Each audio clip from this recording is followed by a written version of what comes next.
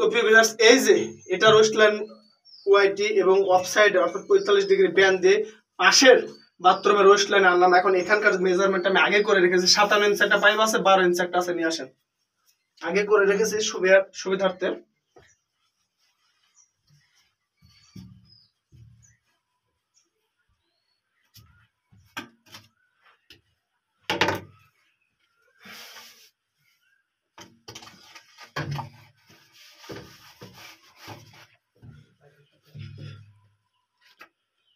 এটা হলো বাইরে যাচ্ছে, এবার একটু টুসাবে ধরেন।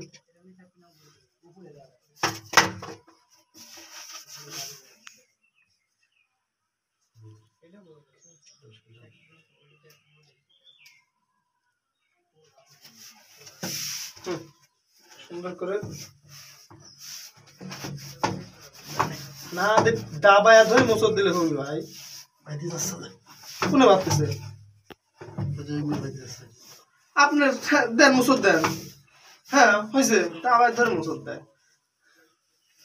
তো যাই এটা হয়ে গেল। এখন আমার বাকি আছে বাহির থেকে এটা আমি দিতে হবে। 12 ইঞ্চিটা লিজা না 18টা লিজা ফাইন করি দিতেন।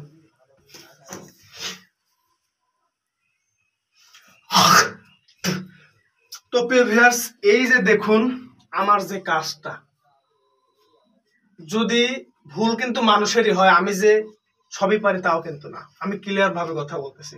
যদি আমার ভুল হয়ে থাকে আমাকে জানাবেন, কারণ আমি মনে করি 95% মানুষ এই যে এখানে একটা ধরেন টি ব্যবহার করতো, ওই বাথরুমে গিয়ে একটা এলবো ব্যবহার করে লং টপ দিয়ে দিত, স্বাভাবিক। এখানে টি ব্যবহার করতো, এখানে প্লেন টি ব্যবহার করতো, কিন্তু আমি কি করেছি ওয়াইটি ব্যবহার করছি।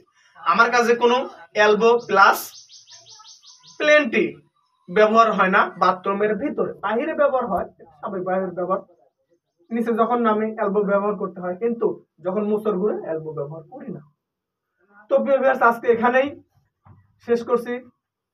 সবাই ভালো থাকুন, সুস্থ থাকুন। আসসালামু আলাইকুম ওয়া রাহমাতুল্লাহি ওয়া বারাকাতুহু।